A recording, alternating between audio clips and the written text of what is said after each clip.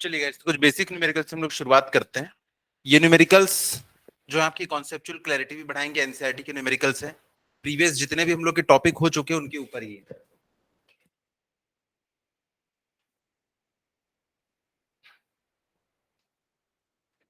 ये रहा पहला न्यूमेरिकल एनसीईआरटी का 2.1। इसमें कह रहा है two charges 5 into 10 to the power minus 8 coulomb and minus 3 into 10 to the power minus 8 coulomb are located 16 centimeter apart. At what points on the line joining the two charges is the electric potential zero? Take the potential at infinity to be zero. अब यहाँ पे देखो दो charges दिया हुआ है, दोनों के ऊपर चार्ज की क्वांटिटी दिया हुआ है और ये पूछ रहा है कि ऐसा कौन सा पॉइंट होगा जहां पे पोटेंशियल की वैल्यू जीरो होगी। तो देखो दो पॉइंट चार्जेस हैं। पॉइंट चार्जेस के कारण इलेक्ट्रिक पोटेंशियल कितना होता है? के क्यू बाई आर। देखो एक ही फॉर्मूला है, potential due to a point, ये वाला फॉर्मूला के क्यू बाई आर, ये वाला फॉर्मूला याद रखना है।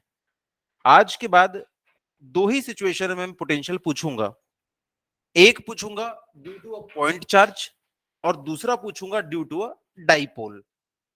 तो पॉइंट के लिए हमको ये फॉर्मूला याद रहना चाहिए, potential due to a point charge K Q by R. तो यही वाला फॉर्मूला हम लोग को यहाँ पे लगाना है, इसका एप्लीकेशन होगा। तो देखो जब दो चार्जेस दिया हुआ है, एक चार्ज हो जाएगा ये, दूसरा चार्ज हो जाएगा ये। इसके ऊपर दिया हुआ है charge 5 into 10 to the power minus 8 coulomb. इसके ऊपर चार्ज दिया हुआ है 5 into 10 to the power minus 8 coulomb और इसके ऊपर चार्ज दिया हुआ है -3 into 10 to the power minus 8 coulomb. अब पूछ रहा है कि ऐसा कौन सा पॉइंट होगा जहां पे इलेक्ट्रिक पोटेंशियल की वैल्यू कितनी होगी? जीरो होगी। अच्छा एक बात बताओ, इसके कारण जो इलेक्ट्रिक पोटेंशियल होगा उसकी डायरेक्शन किधर होगी, टुवर्ड्स राइट या टुवर्ड्स लेफ्ट?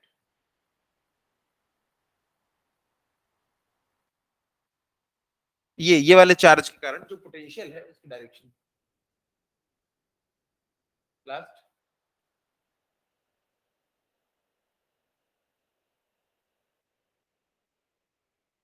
पिछली क्लास में मैंने बताया था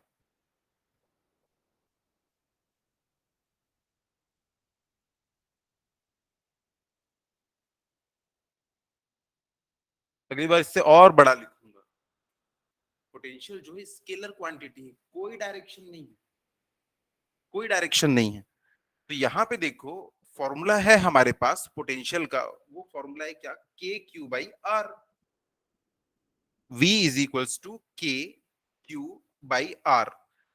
तो जब भी किसी चीज की डायरेक्शन नहीं होती है ना, उसमें चार्ज को हमको पॉजिटिव है तो पॉजिटिव, नेगेटिव है तो नेगेटिव लिखना होता है।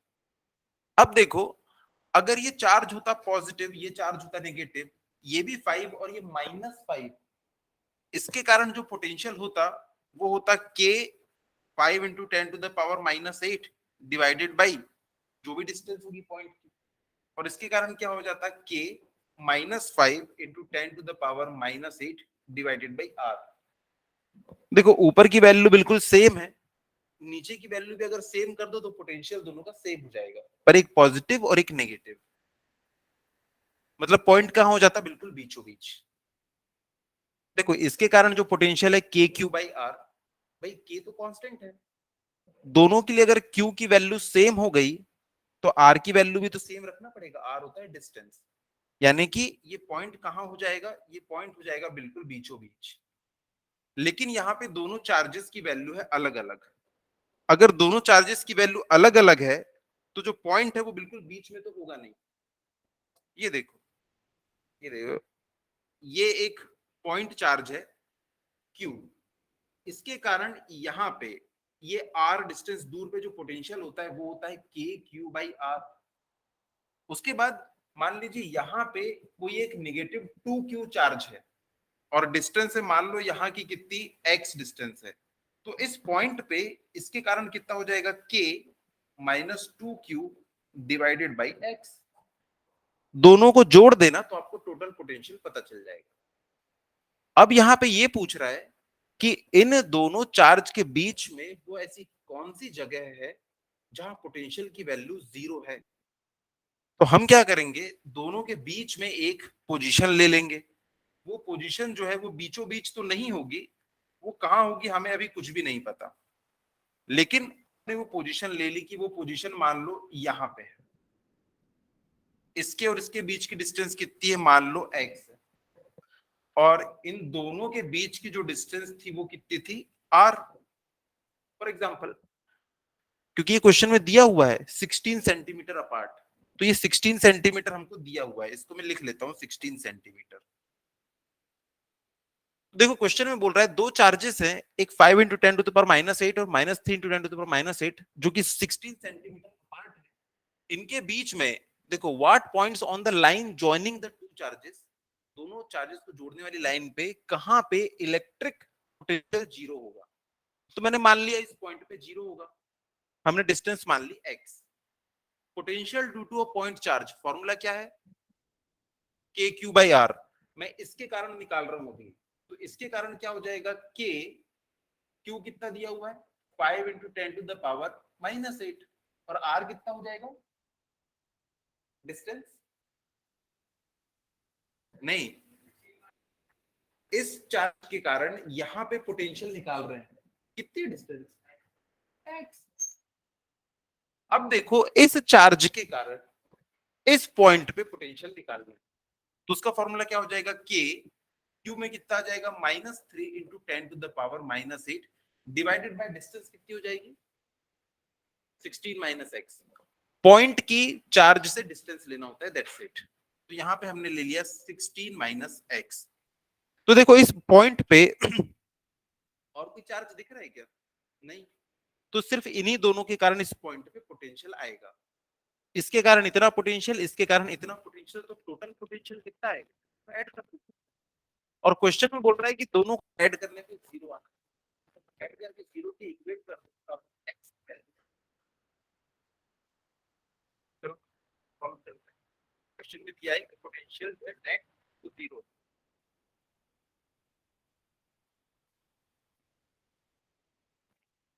For net potential to be 0,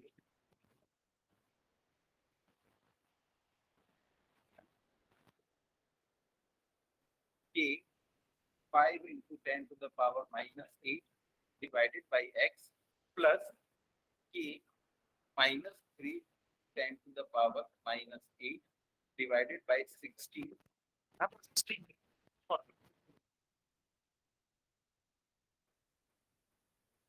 हाँ 0.16, क्योंकि बाकी सारी चीजें हम किस में लिखते हैं, मीटर में लिखते हैं, तो इसको भी हम क्या लिखेंगे 0.16। इसको हमने लिखा 0.16 इक्वल टू 0।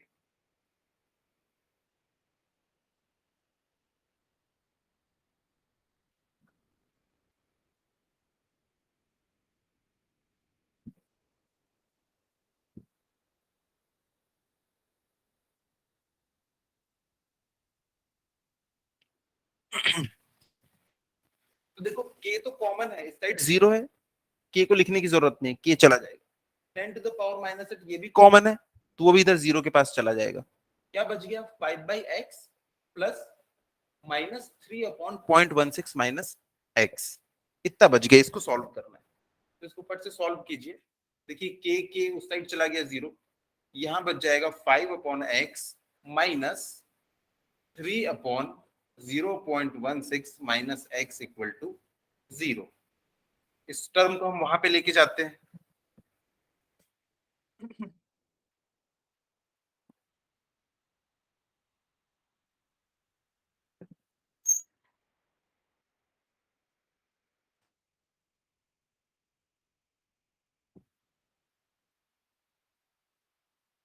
क्या आ जाए, इतना आ गया। बस इसको सॉल्व करना है और x की वैल्यू निकालना है।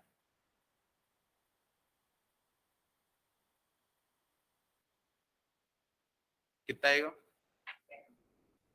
10 सेंटीमीटर, यहां से 0.1 मीटर आ जाएगा, x इक्वल टू 0.1 मीटर, या x is equal to 10 centimetre.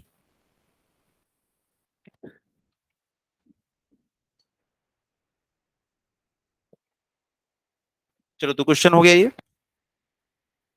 तो सबसे इंपॉर्टेंट आउटकम दो चीजें, पहला formula, potential due two point charge कितना होता है, के क्यू बाई आर। और दूसरी चीज इसकी डायरेक्शन कहाँ होती है, प्लस से, जय बताएंगे, प्लस से माइनस या माइनस से प्लस।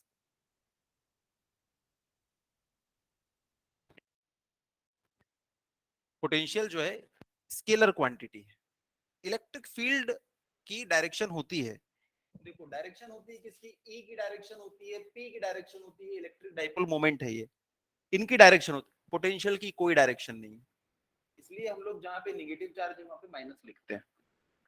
क्लियर है इतना? चलिए नेक्स्ट न्यूमेरिकल। अब एक रेगुलर हेक्सागन है जिसकी साइड 10 सेंटीमीटर की, has a charge 5 microcoulomb at each of its vertices, calculate the potential at the centre of hexagon. तो देखो एक हेक्सागन है, हेक्सागन है मतलब इसकी 6 साइड्स होंगी। हाँ हाँ बताओ।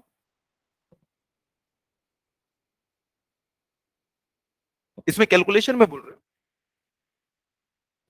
इस पार्ट को मैं उधर ले गया तो पॉजिटिव हो गया, इस एक्स को फिर इधर 3 से मल्टीप्लाई कर दिया, इसको इधर मल्टीप्लाई कर दिया, 16 5 80, तो 0.8, ये एक्स, ये उधर जाएगा तो क्या हो जाएगा, 8x हो जाएगा, 0.8 डिवाइडेड बाई 8.1।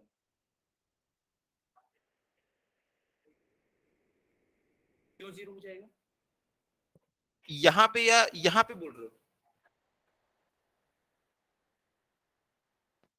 कहा इसके राइट साइड में, आप करके देखो, आप इतनी ज्यादा डिस्टेंस बढ़ा दोगे और इससे इतना क्लोज रहेगा कि वो जीरो के इक्वल नहीं आएगा, दोनों के बीच में ही आएगा, क्योंकि एक पॉजिटिव और एक नेगेटिव। आप इसको एक बार करके देखिएगा कि आप इसको क्या करना, इस तरफ रख लेना, और आर की वैल्यू इसके लिए क्या हो जाएगी 16 प्लस एक्स, और इसके लिए क्या हो जाएगी एक्स, और करके देखना, फिर आप नेगेटिव में आपका आंसर आएगा, एक्स की वैल्यू माइनस में आ जाएगी, मतलब एक्स इधर हो जाएगा। ठीक है,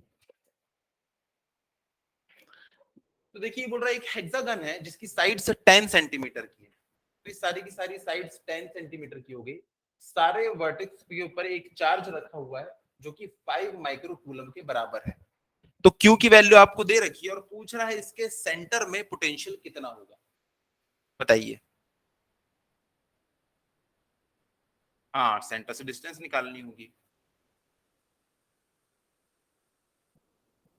उसी का खेल है और कुछ नहीं।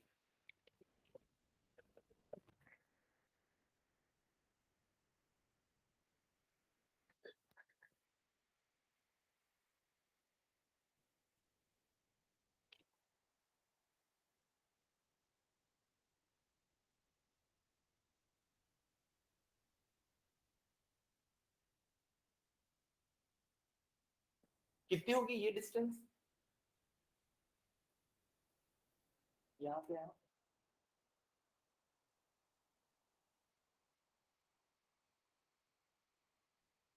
ये एक रेगुलर हेक्सागन है, इसमें ये सब ना इक्विलैटरल ट्रायंगल बनते हैं, ये सब, ये प्रॉपर्टी हमको याद होना चाहिए, तभी न्यूमेरिकल बनेगा।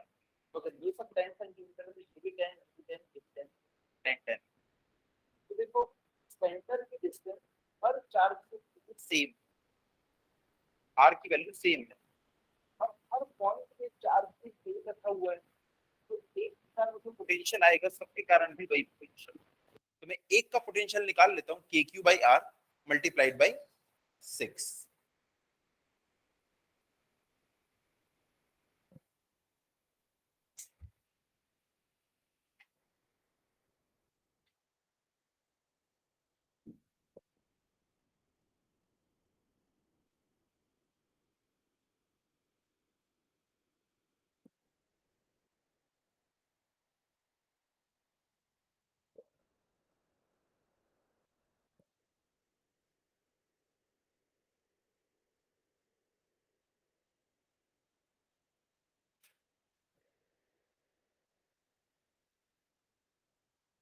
यहाँ हो जाएगा potential 6 into K Q by R, क्योंकि टोटल 6 चार्जेस है यहाँ पे, तो 6 into 9 into 10 to the power 9 into Q की वैल्यू 5 माइक्रो कूलम, तो 10 to the power -6 divided by distance कितनी 10 सेंटीमीटर, तो 0.1।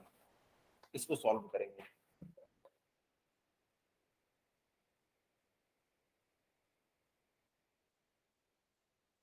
Five six 30, 30 into 9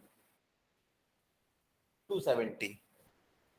5 6 30, 30 into 9 270 into ये 10 टू द पावर 9 है, इसको मैं लिख सकता हूँ 10 टू द पावर -1, तो ये 10 टू द पावर -5 हो गया, तो यहाँ पे हो जाएगा 10 टू द पावर 4।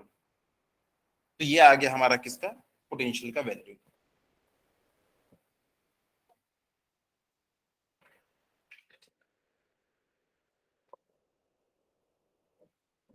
और पोटेंशियल कहाँ, नहीं देखो ये 10 टू द पावर -6 है, 10 टू द पावर -1 है, यहाँ 0.1 था ना, 10 सेंटीमीटर है, मीटर में कन्वर्ट करेंगे 0.1, 10 टू पावर -1, इससे ये कट के हो जाएगा 10 टू द पावर -5, -5 प्लस 9, तो आ गया 4।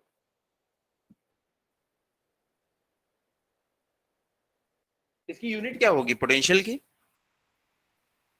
वोल्ट। बहुत अच्छी चीज है, देखो ये जो लिखा हुआ है वही इधर लिख दो, जब भी पोटेंशियल लिख रहे हो, पोटेंशियल इक्वल टू जो भी आएगा उसकी यूनिट क्या हो जाती है, वोल्ट। याद रखना है सब चीजों को। नेक्स्ट न्यूमेरिकल, दो चार्जेस दिए हुए 2 माइक्रोकूलम और -2 microcoulomb, those are placed at points A and B 6 centimetre apart. Imagine कर पा रहे हो, एक पॉजिटिव चार्ज एक नेगेटिव चार्ज है, दोनों 6 सेंटीमीटर की डिस्टेंस पे हैं। अब पूछ रहा है identify the equipotential surface of the system. बिल्कुल सही, वो सरफेस का आप डायग्राम बना के दिखाइए। अब भी देखिए, अगर ये एक पॉजिटिव चार्ज है, एक नेगेटिव चार्ज है, और आपको निकालना है एक ऐसी सरफेस जिसके ऊपर पोटेंशियल 0 हो, तो ऐसा हर पॉइंट जो कि इन दोनों चार्जेस से सेम डिस्टेंस पे है, उसमें पोटेंशियल 0 होगा, क्योंकि पोटेंशियल का फॉर्मूला क्या है, के क्यू बाई आर। के तो कांस्टेंट है, अगर नीचे जो आर डिस्टेंस अगर वो आपने सेम कर दी, तो चार्जेस भी तो देखो दोनों सेम ही है, एक प्लस है और एक माइनस है। तो देखो ये वाला चार्ज जो है ये प्लस क्यू है, और ये वाला चार्ज है -Q। अब अगर मैं यहाँ पे कोई एक पॉइंट ले लेता हूं जो कि यहां से भी r डिस्टेंस पे है और यहां से भी r डिस्टेंस पे, तो इस पॉइंट पे कितना होगा बताओ, इस चार्ज के कारण पोटेंशियल, नहीं इस पॉइंट के कारण, के क्यू बाई आर। किसी भी चार्ज के कारण किसी भी पॉइंट पे पोटेंशियल क्या होता है, के क्यू बाई आर। इसके कारण क्या हो जाएगा, के -Q बाई आर, दोनों को जोड़ने पे 0 आएगा। अगर ये पॉइंट यहां भी होता, मान लो कोई डिस्टेंस है x, यहाँ पे डिस्टेंस है x, तो देखो सेम डिस्टेंस, तो के क्यू बाई एक्स -KQ/x 0। तो ये दो चार्ज हैं, इनसे सेम डिस्टेंस पे कहीं पे भी हो तो ये एक सरफेस बन जाती है। एक ये प्लेन है, इस प्लेन पे कोई भी पॉइंट आप ले लो, उसकी डिस्टेंस क्या है, सेम है। तो वहां पे जो प्लेन बनेगा इन दोनों चार्जेस के बीच में, वो कहाँ होगा, ये कुछ इस तरीके से एक प्लेन बनेगा जो कि इनको जोड़ने वाली लाइन के बिल्कुल परपेंडिकुलर होगा और मिड पॉइंट पे होगा। तो इसी स्टेटमेंट को हम लिख लेते हैं। ये पहला वाला जो स्टेटमेंट है ये मैंने टेस्ट में भी दिया था, तो आपको, हाँ बता चुका था मैं। हाँ, तो इस सरफेस का डायग्राम मैंने आपको बनाने के लिए बोला था एक सीटी में, तो आपको ये वाला डायग्राम बनाना था कि वो जो सरफेस होगी वो दोनों चार्जेस के मिड पॉइंट पे होगी, और जो लाइन है इसको बोल रही है परपेंडिकुलर। लिखिएगा इसमें, the equipotential surface, the equipotential surface is the plane, is the plane perpendicular to the line AB, perpendicular to the line AB and passing, and passing through the midpoint, passing through the midpoint, comma, on this plane, on this plane potential is zero everywhere.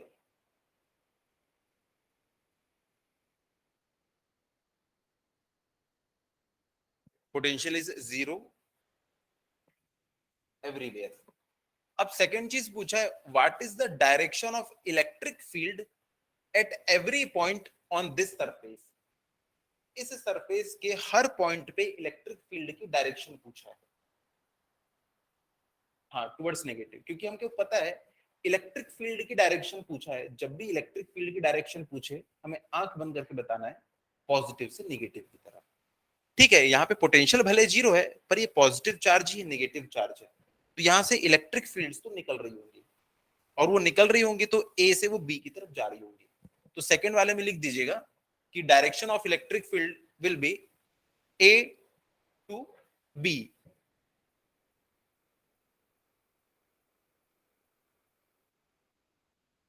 A to B.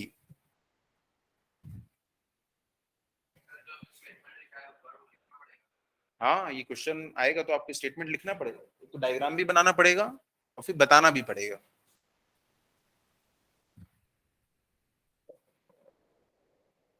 देखो potential के ऊपर कुछ questions हो गए हमारे, एक और question कर लेते हैं। एक स्फेरिकल कंडक्टर है जिसकी रेडियस है 12 सेंटीमीटर और इसके ऊपर चार्ज दिया गया है 1.6 इंटू 10⁻⁷ कूलम्ब और यूनिफॉर्मली डिस्ट्रीब्यूटेड है सरफेस के ऊपर। तो बताइए इलेक्ट्रिक फील्ड की वैल्यू कितनी होगी। कुछ समय पहले आप लोगों को याद आ रहा है कि किस टॉपिक में हमने पढ़ा है ये? हाँ, गॉस लॉ का एप्लीकेशन। मैंने आपको कितनी बार बताया कि गॉस लॉ का यूज हम क्यों करते हैं? इलेक्ट्रिक फील्ड निकालने के लिए। गॉस लॉ का यही एप्लीकेशन है, क्या? इलेक्ट्रिक फील्ड निकालो, दैट्स इट। तो क्वेश्चन में वही बोल रहा है कि एक स्फेरिकल कंडक्टर है जिसकी रेडियस इतनी है, तो बताओ इलेक्ट्रिक फील्ड कितनी होगी। जब भी स्फीयर के लिए पूछे, एक वायर के लिए पूछे, एक प्लेट के लिए पूछे, आपको गॉस लॉ का एप्लीकेशन याद आना चाहिए। तो यहाँ पे किसके लिए पूछा है इसने? एक स्फेरिकल कंडक्टर के लिए पूछा है। तो जब भी स्फेरिकल कंडक्टर के लिए पूछेगा तो मैंने आप लोगों को फॉर्मूला पहले ही लिखा के रखा है, आप लोगों को फॉर्मूला यूज करना है तो आप निकाल सकते हैं। तो आ गया एप्लीकेशन ऑफ गॉस लॉ। ये देखिए, application of Gauss law to find out electric field. अब इसमें दो टाइप के क्वेश्चन बनेंगे, एक जिसमें अंदर होगा पॉइंट और एक पॉइंट होगा बाहर। इलेक्ट्रिक फील्ड निकालना है हमको, इतना इजी फॉर्मूला है। अगर आपको चार्ज डेंसिटी दी हुई है तो ये फॉर्मूला आप लगा सकते हो। अदरवाइज ये जो चार्ज डेंसिटी सिग्मा, इसका फॉर्मूला क्या होता है? Sigma is equals to q by A, charge पर यूनिट एरिया। तो इसकी जगह पे मैं लिख दूंगा क्यू बाई ए, लिख देते हैं क्यू बाई ए। इसको मैंने कट किया और इसकी जगह पे लिख दिया क्यू बाई ए। अब एरिया कितना होता है एक स्फीयर का? 4 पाई आर स्क्वायर।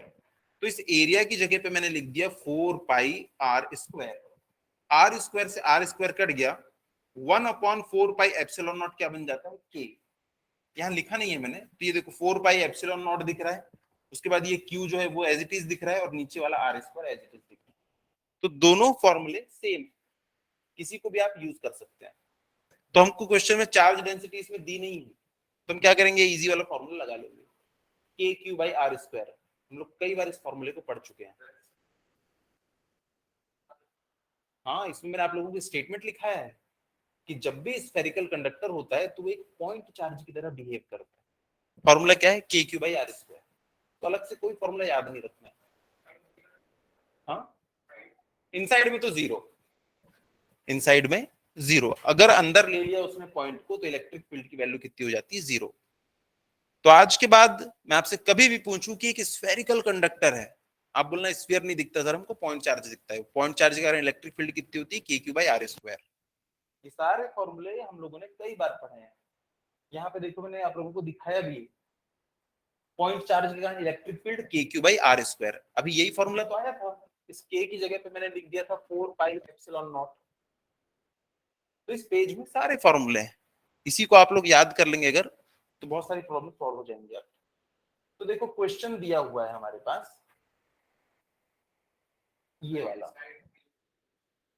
इनसाइड जीरो क्यों रहता है? एक तो हमने वहां पे डेरिवेशन किए थे कि जीरो क्यों रहता है, और दूसरी चीज ये है प्रैक्टिकली इसको अगर हम देखना चाहें तो यहाँ पे अगर ये स्फीयर रखा हुआ है, अब देखो इसके ऊपर जो है पूरा पॉजिटिव चार्ज है, मान लीजिए, मान लो यहाँ पे कोई एक पॉइंट है, यहाँ पे कोई एक पॉइंट है, तो इसके ऊपर क्या होगा, मान लो एक पॉजिटिव चार्ज, मैंने एक छोटा सा एक पॉजिटिव चार्ज रख दिया, तो देखो उसके साथ क्या होता है। अब ये पॉजिटिव चार्ज है, और देखो ये सारे यहाँ पे पूरा थ्रू आउट पॉजिटिव चार्ज लगा हुआ है, तो पॉजिटिव चार्ज है और ये भी पॉजिटिव चार्ज है, तो ये क्या करेगा, इसको रिपेल करेगा। तो क्वेश्चन ना ऐसा पूछता है कि एक स्फीयर है, उसके अंदर में हमने यहाँ पे एक पॉजिटिव क्यू चार्ज रखा है, तो इस क्यू चार्ज के साथ क्या होगा। तो ऑप्शन में दिया रहता है कि ये चार्ज जो है ना खसक के यहाँ पे सेंटर में आ जाएगा। क्या ये ऑप्शन सही लग रहा है? देखने पे यही आंसर सही लगता है, पर ये बिल्कुल गलत है, ये अपनी जगह से बिल्कुल भी नहीं हिलेगा। फिर क्वेश्चन आता है कि सर देखो यहाँ पे ये पॉजिटिव चार्जेस हैं, ये इसको रिपेल कर रहे हैं, तो इसको तो सेंटर में जाना चाहिए।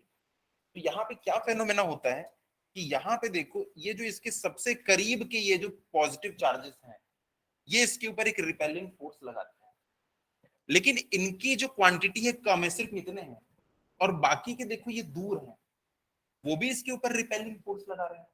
ये ज्यादा रिपेलिंग फोर्स लगाते हैं क्योंकि ये पास में है, ये कम रिपेलिंग फोर्स लगाते हैं क्योंकि ये दूर है, जितना दूर होंगे उतना कम रिपेलिंग फोर्स लगा सकते हैं। अब भी हमने पढ़ा है के क्यू बाई आर स्क्वायर, ये होता है ना इलेक्ट्रिक फील्ड पॉइंट चार्ज के कारण, और फोर्स भी कितना होता है, क्यू इंटू ई। तो देखो जितनी ज्यादा डिस्टेंस होगी फोर्स उतना कम हो जाएगा, तो इनके कारण भले फोर्स कम लग रहा है पर इनकी क्वांटिटी बहुत ज्यादा है, और इनके कारण फोर्स भले ज्यादा लग रहा है पर इनकी ना क्वांटिटी कम है। ये समझ लो एक साइड 10 बच्चे रस्सी खींच रहे हैं, और एक साइड दो ही बच्चे उस तरफ से खींच रहे हैं, दो बड़े लड़के, तो भले वहां पे दो लड़के हैं जिनके पास पावर ज्यादा है, पर उनकी संख्या कम है, यहाँ 10 बच्चे हैं तो उनको इक्वल कर दिए, तो वैसे ये बहुत दूर है तो इनका फोर्स क्या है, कम है, पर इनकी क्वांटिटी भी तो ज्यादा है। इस वजह से क्या होता है, ये नलीफाई हो जाता है और ये अपनी ही जगह पर रहता है। इलेक्ट्रिक फील्ड ये एक दूसरे को नलीफाई कर देते हैं, जीरो। हाँ तो इसमें बताइए, स्फेरिकल कंडक्टर है जिसकी रेडियस 12 सेंटीमीटर है, what is the electric field inside the sphere, Harita? Zero. अगर स्फीयर के अंदर पूछ दिया तो zero. Just outside the sphere, just outside का मतलब ये होता है कि इस पेरीफेरी के ऊपर, इसको हमने मान लिया आर, तो क्वेश्चन में दिया हुआ है आर 12 सेंटीमीटर या 0.12 मीटर, तो यहां पे कितनी हो जाएगी इलेक्ट्रिक फील्ड की वैल्यू। अब भी हमने फॉर्मूला देखा, k Q by r square, q की वैल्यू क्वेश्चन में दे रखी है 1.6 इंटू समथिंग, के की वैल्यू हमको पता है, और यहाँ पे आर क्या हो जाएगा, सेंटर से डिस्टेंस होती है। इस क्वेश्चन में दिया हुआ है कि पॉइंट कहाँ है, जस्ट पेरीफेरी पे, तो आर इक्वल टू आर हो जाएगा, तो यहां पे आप रख देंगे 0.12। अगले वाले में पूछा है at a point 18 centimetre from the centre of sphere, तो अब देखो पॉइंट यहां कहीं आ गया, ये तो 12 था और ये आ गया है अब 18 सेंटीमीटर, तो इस केस में फॉर्मूला क्या हो जाएगा, के क्यू बाई 0.18 का स्क्वायर। कितना इजी।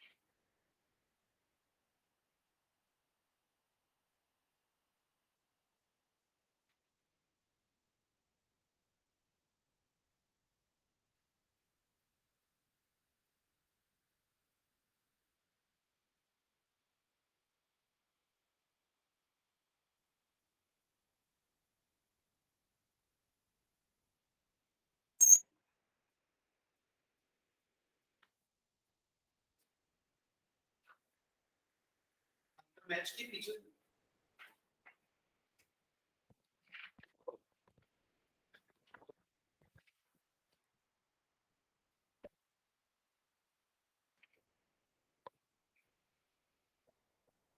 चलिए अब यहां ध्यान दीजिए। माही सानिया आवाज आ रही ना आप लोगों को? Yes sir.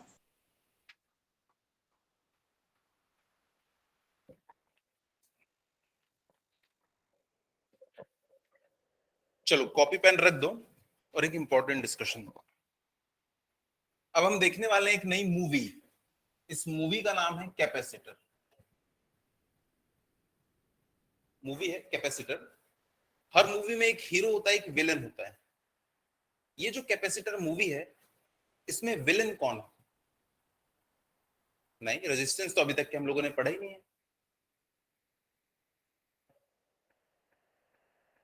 विलेन, विलेन की स्पेलिंग भी वी से ही शुरू होती है। पोटेंशियल, पोटेंशियल जो है इस मूवी का विलेन है। V for potential, V for villain, याद रखिएगा इसको। अब हर मूवी में एक हीरो भी होता है। इस मूवी का हीरो कौन है?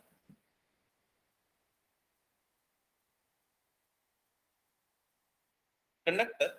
नहीं।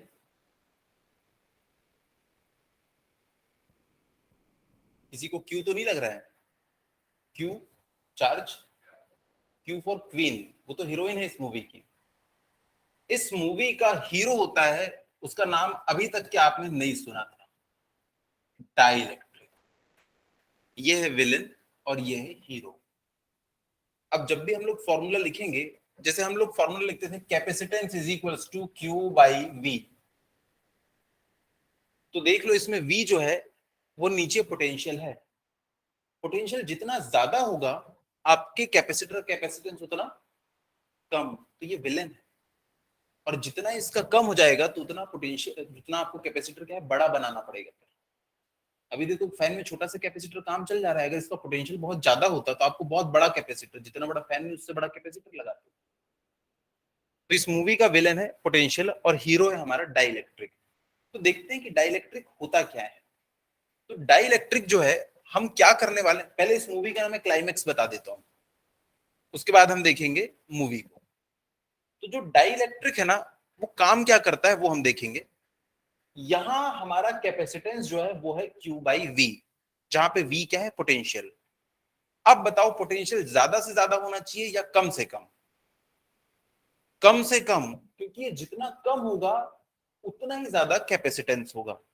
देखो पोटेंशियल का मतलब होता क्या है, जैसे कि ये एक कंटेनर है, इसमें अभी एटमॉस्फेरिक प्रेशर के ऊपर हवा भरी हुई है। आप अपने साथ एक पंप लेके आए जिससे साइकिल में हवा भरते थे। आपने स्टार्टिंग में हवा भरना शुरू किया, आपने पहले थोड़ी सी हवा भरी, क्या हवा इसमें आराम से जाएगी? आराम से जाएगी, क्योंकि अंदर में बहुत ज्यादा प्रेशर नहीं है। आप थोड़ा सा प्रेशर लगाओगे ना तो हवा अंदर चली गई, ये थोड़ी सी हवा अंदर आ गई। क्या अंदर प्रेशर बढ़ गया? बढ़ गया है प्रेशर, क्योंकि एटमॉस्फेरिक प्रेशर पहले ही से था। अब आपने थोड़ी सी हवा और डाल दी। अब आपने जब दूसरी बार इसको पंप किया तो पहले से आपको थोड़ा सा ज्यादा फोर्स लगाना पड़ेगा, क्योंकि अंदर पहले से प्रेशर है। फिर भी आपने हवा को जैसे तैसे मैनेज किया, अंदर कर दिया। अब इसमें आप वही काम करते चले जा रहे हैं, करते चले जा रहे हैं, अंदर में बहुत सारी हवा हो चुकी है और प्रेशर जो है अंदर का एटमॉस्फेयर से डबल हो चुका है। अब बताइए, अब आपको फिर से और नई एयर को अंदर पंप करना है, तो आपको ज्यादा फोर्स लगाना पड़ेगा या कम फोर्स लगाना पड़ेगा? ज्यादा फोर्स लगाना पड़ेगा। तो यही कहलाता है पोटेंशियल, जो कि आपको ना रोक रहा है कुछ काम करने से, फिर भी आप जबरदस्ती काम कर रहे हैं। तो वो जो वर्क होता है ना, वही उसकी पोटेंशियल एनर्जी के फॉर्म में स्टोर हो जाता है। अब सोचो इसके अंदर इतनी प्रेशराइज्ड गैस है, उससे आप कुछ भी कर सकते हो, तो वो उसका पोटेंशियल है, जो चाहे हम कर सकते हैं आगे। लेकिन पोटेंशियल का यहाँ मतलब समझो कि जैसे जैसे आप वहां पे हवा डालते गए, उसका प्रेशर बढ़ता चला गया, यानी उसका पोटेंशियल बढ़ता चला गया। पर सोचो कितना अच्छा होता कि आप हवा डाल रहे हैं अंदर पर प्रेशर नहीं बढ़ रहा है, कितना मजा आता। कम फोर्स लगा लगा के आप बहुत सारी एयर इसके अंदर भेज सकते थे। क्या वहां वो जो भी हो बाद में देखेंगे, पर कितना अच्छा होता। तो वैसे ही यहां होता है हमारे कैपेसिटर के साथ। जब ये एक प्लेट थी, इसके ऊपर मैंने थोड़ा सा पॉजिटिव चार्ज डाला पहले, इसने खुशी खुशी उसको एक्सेप्ट कर लिया। जैसे ही फिर दूसरा मैं चार्ज लेके आया, तब इसके पास पहले से पॉजिटिव चार्ज था। उस जो दूसरा नया पॉजिटिव चार्ज लेके आ रहा हूं मैं, उसको ये क्या करेगा, अपोज करेगा। जैसे तैसे मैंने जबरदस्ती इसमें डाल दिया। जितना चार्ज इसमें डालते जाऊंगा, अब नया चार्ज लाऊंगा तो ये क्या करेगा, उसको उतना ज्यादा रिपल करेगा। तो इसका पोटेंशियल बढ़ता चला जा रहा है, बढ़ता चला जा रहा है, बढ़ता चला जा रहा है। इसीलिए हमने क्या किया था, इसके सामने एक नेगेटिव प्लेट लगा दी थी। एक्चुअली प्लेट नेगेटिव नहीं लगाई थी हमने, तो ना एक सिंपल कंडक्टर इसके सामने रख दिया था। अब देखो इसके पास था पॉजिटिव चार्ज, इसके पास था पॉजिटिव चार्ज, तो यहाँ पे जो मैंने प्लेट रखी थी, इस प्लेट में क्या हुआ, पॉजिटिव और नेगेटिव चार्जेस दोनों होते हैं। तो क्या हुआ, नेगेटिव चार्जेस इस तरफ आ गए, इस पॉजिटिव से अट्रैक्ट हो गए, और मैंने क्या किया, इसको नीचे ग्राउंड कर दिया। तो यहाँ पे जो पॉजिटिव चार्जेस इससे रिपेल होकर भागना चाह रहे थे, उनको जाने के लिए रास्ता मिल गया। तो ये पॉजिटिव चार्ज वाली प्लेट हो गई और नेगेटिव चार्ज वाली प्लेट हो गई। अब आप कहेंगे सर इससे फायदा क्या हुआ। इससे फायदा ये हुआ कि देखो, जब इसके ऊपर बहुत सारे पोटेंशियल ये चार्जेस थे, इसका कुछ तो पोटेंशियल रहा होगा। वो पोटेंशियल रहा होगा मान लो V। अब देखो यहाँ पे ये नेगेटिव चार्जेस हैं। पॉजिटिव चार्जेस के कारण पोटेंशियल क्या होता है, KQ/R, और नेगेटिव चार्ज के कारण क्या होता है, -KQ/R। तो देखो इसके कारण इसके ऊपर ये जो प्लेट है, इसका पोटेंशियल कुछ तो कम हुआ। इन पॉजिटिव चार्जेस के कारण इसका पोटेंशियल था कुछ, पर बाजू में आपने क्या किया, एक नेगेटिव चार्ज वाली प्लेट लेके आए। और हमको पता है जब भी कोई एक चार्ज होता है ना, उससे कुछ दूरी पे पोटेंशियल आप निकाल सकते हो QQ/R से, KQ/R। तो यहाँ पे भी देखो, इस प्लेट पे मैं इस प्लेट के कारण निकालूंगा पोटेंशियल, तो कितना आ जाएगा, -KQ/R। तो उसको मैं जब माइनस करूंगा तो देखो अपने आप पोटेंशियल थोड़ा सा ड्रॉप हो गया कि नहीं। तो कोई भी आपको कैपेसिटर के बारे में बताया, आप पूछना कि यहाँ पे ये नेगेटिव वाली प्लेट लगाने से हमको फायदा क्या है, तो वो आपको बताएगा कि एक्चुअली क्या है, विलेन है हमारा पोटेंशियल, ये कम होना चाहिए। इसको कम करने के क्या तरीके हैं, यहाँ पे हम पॉजिटिव चार्ज दे रहे थे, हमने इसके बाजू में बस एक कंडक्टर प्लेट रख दी। उसको रखने से क्या हुआ, सारे नेगेटिव चार्ज उसको अट्रैक्ट करते हुए इधर आ गए। फिर हमने उसको ग्राउंड किया तो सारे पॉजिटिव चार्ज ग्राउंड में चले गए। अब इन नेगेटिव चार्जेस के कारण इसके ऊपर एक नेगेटिव पोटेंशियल आ रहा है, जिसने ओवरऑल इसके पोटेंशियल को क्या कर दिया, कम कर दिया। अब देखो चार्जेस उतनी है लेकिन इसका पोटेंशियल कम हो गया। अगर पोटेंशियल कम हो गया तो कैपेसिटेंस बढ़ गई। तो हमारी कहानी है यहाँ पे पोटेंशियल बढ़ाने की। ये एक तरीका हो गया पोटेंशियल बढ़ाने का, ठीक है। अब इसके बाद देखो, हम लोगों ने एक चीज पढ़ी थी, यहाँ पे देखो, ये जो मैंने पूरे फॉर्मूले लिखवाए हैं, ये जो मैंने पूरे फॉर्मूले लिखवाए हैं, ये है इलेक्ट्रिक फील्ड और ये है पोटेंशियल। इसके बीच में मैंने एक रिलेशन बताया था आप लोगों को। वो रिलेशन क्या था, electric field is equals to -dV/dr। इसका मतलब ये है कि अगर आप इसको डिफरेंशिएट करोगे और सामने माइनस लगा दोगे ना, तो आपको ये मिल जाएगा। करके देखो इसे, ये क्या है, KP/R की पावर में -2। इसको डिफरेंशिएट करोगे तो क्या होगा, सामने -2 आ जाएगा, KP-2, और R की पावर में क्या हो जाएगा, -3। इसी को हम क्या लिख सकते हैं, 2KP/R3। अब देखो ये वाला रिलेशन लिखा मैंने, तो इससे हमको पता चल गया माइनस ऑफ, देखो इसको डिफरेंशिएट करने पे हमको क्या मिला था, -2KP/R3 मिला था। माइनस से माइनस कट, यानी जैसे आप इसको डिफरेंशिएट करते हो ना, आपको नेगेटिव के साथ में ये मिल जाता है। इन दोनों के बीच में एक रिलेशन है। वो क्या रिलेशन है, E is equals to -dV/R। Change in potential या पोटेंशियल डिफरेंस, और ये क्या है, डिस्टेंस। तो इसी को हम आगे ना इस तरीके से भी लिख सकते हैं। हम इसको लिख सकते हैं इस तरीके से, E इज इक्वल्स टू, अभी मैं लिख रहा हूं dV/dr, मुझे सिर्फ मैग्नीट्यूड से मतलब है, सिर्फ और सिर्फ मैग्नीट्यूड। तो मैंने dV/dr लिखा। dV क्या होता है, पोटेंशियल डिफरेंस। तो इसकी जगह पे मैंने सीधे लिख दिया पोटेंशियल डिफरेंस, और ये R जो है ये है डिस्टेंस। हमेशा डिस्टेंस होती थी ये, तो E इज इक्वल्स टू इतना आ गया, तो यहां से मैं लिख सकता हूं potential difference is equals to E into d. जितनी ज्यादा इलेक्ट्रिक फील्ड होगी उतना ही ज्यादा पोटेंशियल होगा। यानी पोटेंशियल सीधा सीधा विलेन नहीं, मेन विलेन कौन है यहाँ पे? Electric field. ये तो गुंडे का चमचा है, मेन विलेन ये है इलेक्ट्रिक फील्ड। अगर आप इलेक्ट्रिक फील्ड को कम कर पाए तो उससे क्या होगा? पोटेंशियल कम हो जाएगा, और अगर पोटेंशियल कम हुआ तो क्या होगा? कैपेसिटेंस बढ़ जाएगा।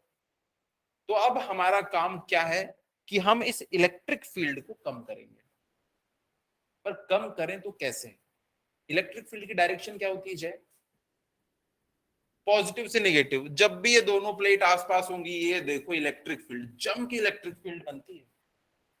जितना चार्ज बढ़ाते जाओगे उतनी ज्यादा इलेक्ट्रिक फील्ड बढ़ती चली जाएगी, क्योंकि हमको पता है formula E is equals to, अब भी तो पढ़े थे, के क्यू बाई आर वगैरह सब पढ़े हमने, के क्यू बाई आर स्क्वायर। जितना ज्यादा चार्ज उतनी ज्यादा इलेक्ट्रिक फील्ड, और जितनी ज्यादा इलेक्ट्रिक फील्ड उतना ज्यादा पोटेंशियल, जितना ज्यादा पोटेंशियल कैपेसिटेंस हो गया कम। तो यहां हमको चाहिए एक हीरो जिसको हम इसके अंदर फिल कर दें, और फिल करने पे क्या हो कि वो इस इलेक्ट्रिक फील्ड की वैल्यू को कम कर दे। सोचो अगर आपने इस इलेक्ट्रिक फील्ड को आधा कर दिया तो आपका पोटेंशियल आधा हो जाएगा। अगर आपका पोटेंशियल आधा हो गया तो आपका कैपेसिटेंस क्या हो जाएगा? डबल। तो डाई इलेक्ट्रिक ऐसा हीरो है, वो क्या करता है? इलेक्ट्रिक फील्ड को कम कर देता है। इलेक्ट्रिक फील्ड कम होने से क्या होता है? पोटेंशियल की वैल्यू कम हो जाती है। पोटेंशियल कम होने से क्या होता है? कैपेसिटेंस बढ़ जाता है। तो ये मैंने अभी आपको क्लाइमेक्स दिया है कि ऐसा होगा, पर ऐसा कैसे होगा वही हमको यहाँ पे डिस्कस करना है। नहीं, वो टोटल पोटेंशियल है प्लेट चार्जेस के कारण, चार्ज ऑन प्लेट के कारण। क्या है, हम लोगों ने अभी जब पढ़ा था गॉस लॉ का एप्लीकेशन, तब हमने देखा था कि एक प्लेट के कारण इलेक्ट्रिक फील्ड जो होती है, अगर आप निकाल पाए तो कितनी होती है इसकी value? Sigma upon epsilon not. ये हमने निकाली थी इलेक्ट्रिक फील्ड। और अगर इलेक्ट्रिक फील्ड है तो पोटेंशियल भी तो आएगा। प्लेट के कारण इलेक्ट्रिक फील्ड तो प्लेट के कारण पोटेंशियल। जैसे हमने पढ़ा है ना कि एक चार्ज के कारण, एक पॉइंट चार्ज के कारण इलेक्ट्रिक फील्ड कितनी होती है? के क्यू बाई आर स्क्वायर। और उसके कारण पोटेंशियल कितना होता है? के क्यू बाई आर। आज का हमारा पहला न्यूमेरिकल इसी के ऊपर था।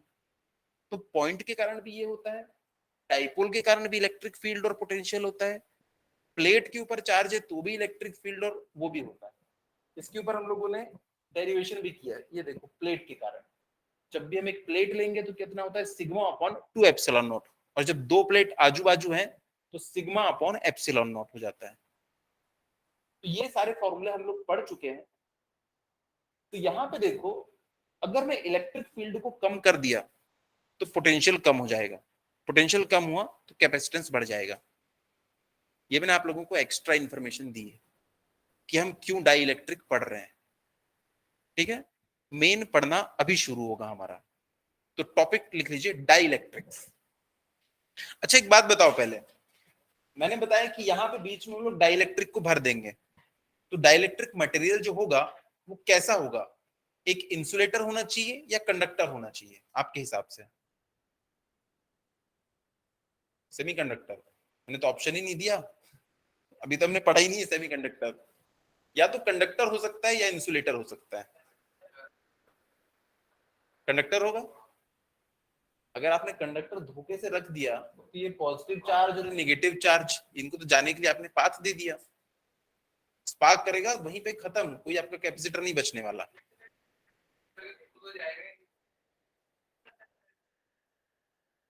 सुनो तो, यहाँ पे हम लोग एक ऐसा मटेरियल रखेंगे जो कि होगा इंसुलेटर, जो चार्ज को यहां से यहां नहीं जाने देगा, लेकिन उसके पास ऐसी कैपेबिलिटी होगी कि वो इलेक्ट्रिक फील्ड जनरेट कर सकता है। आपने तीन मटेरियल पढ़े हैं, एक पढ़ा है कंडक्टर, वो इलेक्ट्रिसिटी को भी जाने देता है, चार्ज को भी जाने देता है, और इलेक्ट्रिक फील्ड को भी बनने देता है। उसके बाद आते हैं इंसुलेटर। इंसुलेटर क्या करता है? चार्ज को जाने नहीं देता, और ना उसमें से इलेक्ट्रिक फील्ड बनती है उसके खुद के अंदर। पर एक ऐसे मटेरियल होते हैं जो कि डाई इलेक्ट्रिक, जो कि इलेक्ट्रिक फील्ड में इन्फ्लुएंस हो जाते हैं, उनके खुद की इलेक्ट्रिक फील्ड जनरेट हो जाती है। एग्जाम्पल दे रहा हूं, यहां पे देखो एक पॉजिटिव प्लेट रखी हुई है और एक रखी हुई है नेगेटिव प्लेट। इसके बीच में आपने एक डस्टर उठा के रख दिया। डस्टर बना हुआ है मेटल का। अगर वो मेटल का बना हुआ है तो देखो उसके अंदर में नेगेटिव और पॉजिटिव दोनों चार्जेस होंगे। तो नेगेटिव चार्जेस किधर आएंगे, लेफ्ट में या राइट में? लेफ्ट में पूरे नेगेटिव चार्जेस और राइट में पॉजिटिव चार्जेस। अब आप देखो, आपने जो शुरू वाली दो प्लेट लगाई थी उसके कारण इलेक्ट्रिक फील्ड आएगी, डायरेक्शन क्या होगी, पॉजिटिव टू नेगेटिव। तो ये देखो उसके कारण ये वाली इलेक्ट्रिक फील्ड, पर इसका भी तो पोलराइजेशन हो चुका है, इसमें भी तो पॉजिटिव और नेगेटिव बन चुका है। तो इसके अंदर भी अब इलेक्ट्रिक फील्ड जनरेट हो जाएगी और इसमें जो इलेक्ट्रिक फील्ड जनरेट होगी उसकी डायरेक्शन क्या होगी, ये देखो इस तरह। तो देखो अगर ये ई नॉट था तो हम इसको ई पी बोलते हैं। तो नेट इलेक्ट्रिक फील्ड यहां से कितनी हो जाएगी, ई नॉट माइनस ई पी। यही तो हमको करना था, इलेक्ट्रिक फील्ड को ही तो कम करना था। इलेक्ट्रिक फील्ड कम तो पोटेंशियल कम। लेकिन हम यहाँ पे किसी कंडक्टर को नहीं रख सकते। अगर हमने कंडक्टर को रखा ना तो वो ये काम तो जरूर करेगा, लेकिन चार्ज यहां से यहां बड़े आराम से जंप करके जा सकते। आप खुद देखो, जो आप करंट यूज करते हो किसी सॉकेट में, अगर दोनों में आपने एक वायर डाल दिया, एक ही वायर, तो क्या होगा, स्पार्क हो जाएगा वहां, क्योंकि चार्ज को जाने के लिए रास्ता मिल गया, लाइट गोल हो जाएगी पूरी। इसलिए हम लोग यहाँ पे किसी कंडक्टर को तो नहीं रख सकते अंदर। अगर कंडक्टर रख दिया हमने तो वो चार्ज को जाने के लिए रास्ता दे देगा।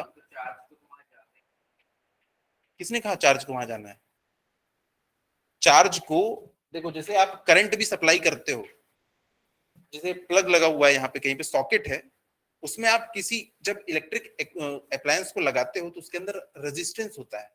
वो रेजिस्टेंस क्या करता है, उस वोल्टेज डिफरेंस के अक्रॉस काम करता है। आप कभी एक डायरेक्ट वायर को देना कि चार्ज तुझे तो जाना ही है, आप लगा के देखिएगा क्या होगा, तुरंत एमसीबी की स्विच हो जाती है और लाइट गोल हो जाती है, क्योंकि बीच में कोई रेजिस्टेंस था ही नहीं। वहीं आप एक बल्ब लगा दो तो रेजिस्टेंस मिल गया, वोल्टेज डिफरेंस अभी भी बना रहेगा रेजिस्टेंस के अक्रॉस। तो क्या है, चार्ज तो भले जाएंगे पर यहाँ पे क्या है, वोल्टेज डिफरेंस तुरंत जीरो हो जाएगा। समझ में आ रहा है? पॉजिटिव प्लेट है, नेगेटिव प्लेट है, आपने एक वायर जोड़ दिया तो क्या होगा, सारे के सारे चार्जेस पॉजिटिव और नेगेटिव एक दूसरे को देखो कितना अट्रैक्ट कर रहे हैं, और आपने जाने के लिए रास्ता दे दिया तो वो तो मिल जाएंगे, और वहां पे नेट चार्ज कितना हो जाएगा, जीरो। तो हमको बीच में एक ऐसा इंसुलेटर मटेरियल डालना है जो कि चार्ज को तो ना जाने दे, लेकिन ये कंडक्टर की तरह बिहेव करे और कुछ इलेक्ट्रिक फील्ड इस डायरेक्शन में प्रोड्यूस कर दे।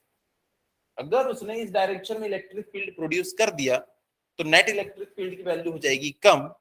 अगर नेट इलेक्ट्रिक फील्ड की वैल्यू हो गई कम तो हमारा पोटेंशियल हो जाएगा कम। पोटेंशियल कम हो गया तो कैपेसिटेंस की वैल्यू भी बढ़ जाएगी।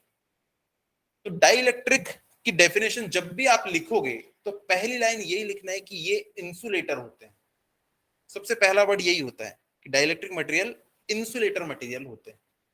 ठीक है, तो हेडिंग डालिए डाइइलेक्ट्रिक्स।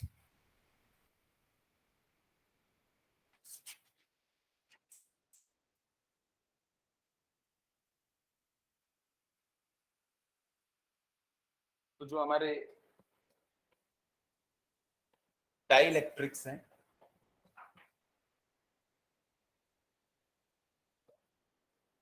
डाइइलेक्ट्रिक्स, एक तो ये इंसुलेटर होते हैं,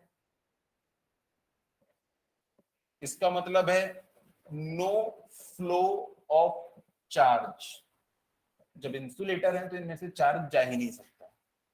और तीसरी चीज, जब इनमें से चार्ज नहीं जा सकता तो हमको तो इनको इंसुलेटर ही कहना चाहिए। पर इनमें एक खास बात होती है, ये इलेक्ट्रिक इफेक्ट प्रोड्यूस कर पाते हैं, यानी कि ये इलेक्ट्रिक फील्ड जो है वो जनरेट कर सकते हैं। पर ये चार्ज इनमें से फ्लो नहीं होता, इसलिए हम इनको कंडक्टर नहीं कह सकते, क्योंकि चार्ज फ्लो नहीं हो रहा है। लेकिन इनमें इलेक्ट्रिक फील्ड बन जा रही है जो कि इंसुलेटर में नहीं होता था। मतलब इन दोनों के बीच के हैं ये, इसलिए इनके लिए नया नाम आया है, क्या है, डाइइलेक्ट्रिक।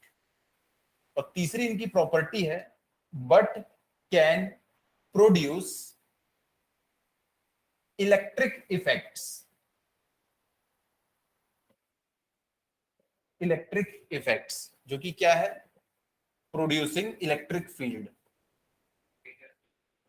बता रहा हूं मैं अभी, सब बता रहा हूं आपको कि ये कैसे हो रहा है। अभी हम दो टाइप के पढ़ेंगे, एक पोलर वाले पढ़ेंगे, एक नॉन पोलर पढ़ेंगे। जो हम लोग डाइपोल डाइपोल करते हैं बार बार, एक पॉजिटिव चार्ज होता है, एक नेगेटिव चार्ज होता है, वो क्या होता है वो अभी हम लोग देखने वाले हैं यहाँ पे। जैसे कि मैंने एक एग्जांपल दिया था, H और Cl। HCl, हाइड्रोजन क्या करता है, इसको एक इलेक्ट्रॉन गिफ्ट में देता है, तभी तो ये साथ में रह पाते हैं। इसने एक इलेक्ट्रॉन इसको दे दिया तो इसके ऊपर तो एक नेगेटिव चार्ज आ गया और इसके ऊपर पॉजिटिव चार्ज आ गया। तो देखो ये पॉजिटिव चार्ज, ये नेगेटिव चार्ज, दोनों के बीच एक डिस्टेंस भी है, बन गया डाइपोल। इसी के बारे में हम लोग स्टडी कर रहे थे। लेकिन कुछ चीजें ऐसी होती है जैसे कि H2 या CO2, H2 के बीच में, दोनों हाइड्रोजन के बीच में कौन सा बॉन्ड बनता है, हाइड्रोजन बॉन्ड। इसमें कोई इलेक्ट्रॉन की शेयरिंग नहीं होती। जब इलेक्ट्रॉन की शेयरिंग ही नहीं हुई है तो ये भी प्लस है, ये भी प्लस है, कोई डाइपोल बना क्या, नहीं। CO2 के बीच में होता है क्या, ऑक्सीजन, सॉरी कार्बन होता है बीच में कार्बन, इधर भी एक ऑक्सीजन और इधर भी एक ऑक्सीजन, कोवैलेंट बॉन्ड बनाते हैं। इसमें भी कोई इलेक्ट्रॉन की शेयरिंग नहीं होती, तो यहाँ पे भी कोई डाइपोल नहीं बनता, पर HCl में बनता है। क्या H2O में बनता है, नहीं बनता, बनता है, देखेंगे जब H2 पढ़ेंगे हम लोग। आएगा आएगा, सब आएगा, सब आएगा, अभी लड़ना नहीं है। तो देखो वो सब डाइपोल वगैरह जो हम पढ़ रहे थे कि दो अपोजिट चार्जेस होते हैं, दो बहुत पास पास होते हैं तो डाइपोल बनाते हैं। तो डाइपोल बनाते हैं तो उसके बारे में हम क्यों पढ़ें, अभी डाइइलेक्ट्रिक में हम सब पढ़ने वाले हैं। ठीक है, लिखिएगा पहले तो ये तीन प्रॉपर्टीज लिख लो इसकी। डाइइलेक्ट्रिक जो होते हैं इंसुलेटर होते हैं, no flow of charge but can produce electric effects. और क्या electric effect, producing electric field.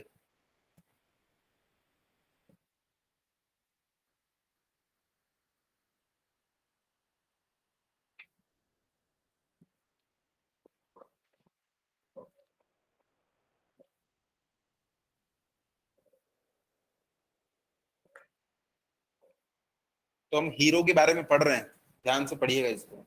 ये सारे कॉन्सेप्ट क्लियर कर देता है, जो पुराने डाइपोल वाइपोल पढ़े हैं, पोटेंशियल पढ़े हैं, सबके कॉन्सेप्ट इसमें क्लियर है।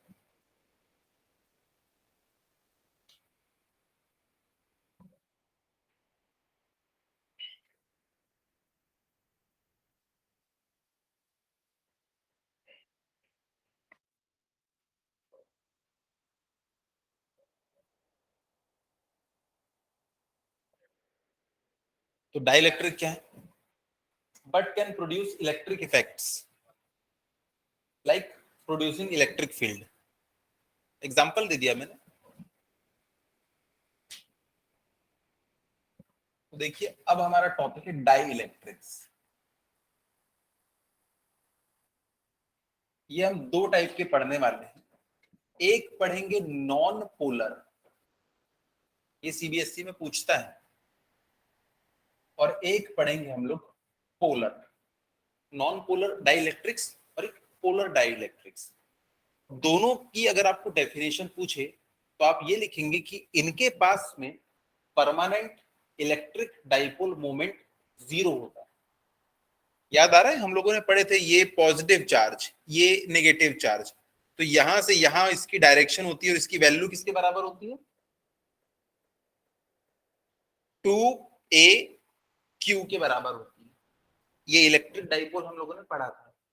जब भी एक डाइपोल होता है ना, तो इसके पास भी चार्ज होगा, इसके पास भी चार्ज होगा, दोनों में से किसी भी एक का चार्ज उठा लो, सिर्फ मैग्नीट्यूड हमने उठा लिया, और इनके बीच की जो डिस्टेंस है उसको मल्टीप्लाई कर दो, तो हमको क्या मिलता है, एक इलेक्ट्रिक डाइपोल मोमेंट मिलता है। उसको हम इलेक्ट्रिक डाइपोल मोमेंट कहते हैं। तो ऐसे मॉलिक्यूल जिनके पास नेट जो डाइइलेक्ट्रिक मोमेंट है, डाइइलेक्ट्रिक इलेक्ट्रिक डाइपोल मोमेंट अगर वो जीरो है, जैसे कि अभी मैंने बताया हाइड्रोजन के बारे में कि अगर H, मतलब ये एक H मॉलिक्यूल और ये भी एक H मॉलिक्यूल, ये भी पॉजिटिव है, ये भी पॉजिटिव है, क्या कोई डाइपोल बना, जब डाइपोल ही नहीं है तो वहां पे कहां का डाइपोल मोमेंट, तो इसके पास में कोई डाइपोल मोमेंट नहीं होता। लेकिन हमें आगे चले कुछ प्रॉपर्टी पढ़ना है। तो देखो इसके पास कोई डाइपोल मोमेंट नहीं होता इनिशियली, इसलिए क्या कहलाएंगे, नॉन पोलर डाइइलेक्ट्रिक्स। लेकिन कुछ ऐसे हम लोग पढ़ने वाले हैं, ये हाइड्रोजन और क्लोरीन HCl के बारे में, कि ये अपना एक इलेक्ट्रॉन इसको दे देता है, तो ये हो जाता है नेगेटिव और ये हो जाता है पॉजिटिव। तो ये पॉजिटिव चार्ज, ये नेगेटिव चार्ज, दोनों के एटम के बीच में, दोनों के न्यूक्लियस के बीच में डिस्टेंस होती है, जिसको हमने कहा 2a डिस्टेंस। तो यहाँ पे हमको एक मोमेंट दिखाई दे रहा है, तो इसमें जो मोमेंट होता है उसकी वैल्यू नॉन जीरो होती है, लेकिन इसमें जो मोमेंट होता है इलेक्ट्रिक डाइपोल मोमेंट, इसकी वैल्यू क्या होती है, जीरो। दोनों के बीच में यही डिफरेंस है। तब भी सर आप इसे डाइइलेक्ट्रिक क्यों कह रहे हैं? उसे भी डाइइलेक्ट्रिक, इसे भी डाइइलेक्ट्रिक, उसके पास तो मोमेंट है, इसके पास तो मोमेंट नहीं है, फिर भी इसी को हमको आगे स्टडी करना है कि इसको फिर भी हम लोग डाइइलेक्ट्रिक क्यों कह रहे हैं। तो देखो अब इसको हम डिटेल में डिस्कस करना शुरू करते हैं। पहले ही डायग्राम बना लो, डाइइलेक्ट्रिक, नॉन पोलर, पोलर, कि दोनों के बारे में मैं कुछ कुछ लिखवाता हूं।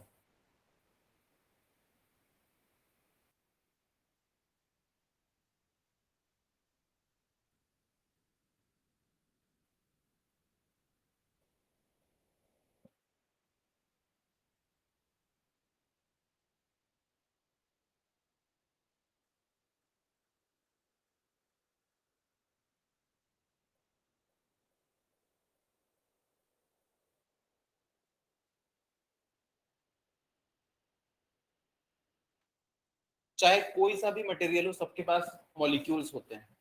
अब ये एक नॉन पोलर का एक मॉलिक्यूल है, ये सब मॉलिक्यूल्स हैं, तो इनके अंदर क्या होता है, जितना पॉजिटिव है उतना ही नेगेटिव। तो यहाँ पे देखो, ये जो पॉजिटिव उतना ही नेगेटिव, सेम अमाउंट में सबके अंदर। अब सबके अंदर में सेम अमाउंट में पॉजिटिव और नेगेटिव है, और वो यूनिफॉर्मली डिस्ट्रीब्यूटेड है। अगर एक साइड पूरा नेगेटिव हो जाए, एक साइड पूरा पॉजिटिव हो जाए, तो डाइपोल बनेगा।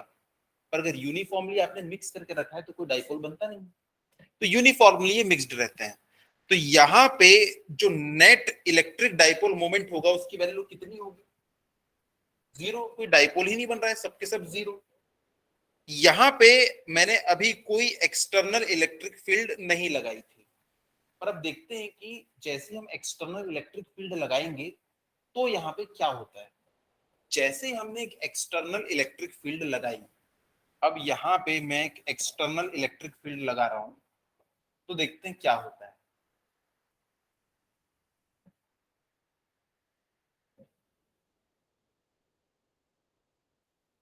जैसे ही मैं यहाँ पे एक एक्सटर्नल इलेक्ट्रिक फील्ड लगाया, मान लो ये इस डायरेक्शन में है, ई नॉट, तो देखो अब ई नॉट की वैल्यू नॉन जीरो है, मैंने कुछ ना कुछ इलेक्ट्रिक फील्ड लगा दी।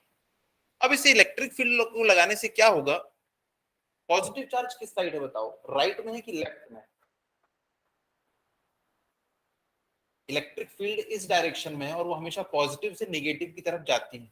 इसका मतलब यहाँ कहीं पॉजिटिव चार्ज है, उसी से तो इलेक्ट्रिक फील्ड निकलती है। तो सारे नेगेटिव चार्जेस जो है ना इस तरफ एक्यूमुलेट हो जाएंगे, और सारे पॉजिटिव चार्ज इससे दूर जाने की कोशिश करेंगे। ये देखो, ये सब के सब नेगेटिव इस डायरेक्शन में हो गए।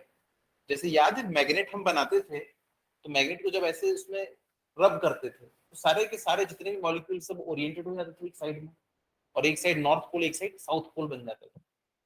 वैसे ही इसमें होगा, negative positive, negative positive, negative positive, इस तरीके से।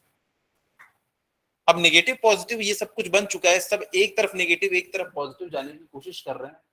अब क्या होता है, यहाँ पे ये दोनों अलग अलग हो जाते हैं, क्योंकि आपने इलेक्ट्रिक फील्ड लगा दी, तो नेगेटिव वाले इधर, पॉजिटिव वाले उधर।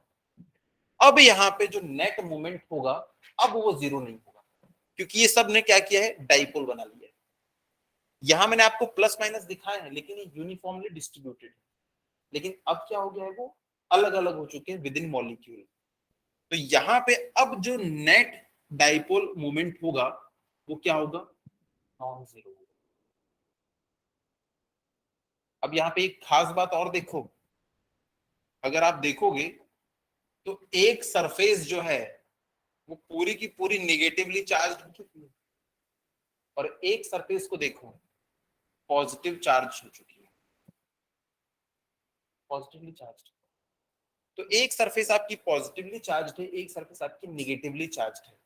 इलेक्ट्रिक फील्ड की डायरेक्शन क्या होती है? Positive to negative. तो इस सरफेस से इस सरफेस की तरफ क्या होता है कि इलेक्ट्रिक फील्ड बन जाता है, वही इसको अपोज करेगी। हमें इसी को तो अपोज करवाना था। तो ये नॉन पोलर है, जिनमें पहले से कोई भी ये मोमेंट नहीं था इनके मॉलिक्यूल्स के बीच में, मतलब मॉलिक्यूल के अंदर। लेकिन अब हम लोग पढ़ते हैं किसके बारे में? पोलर वाले के बारे में।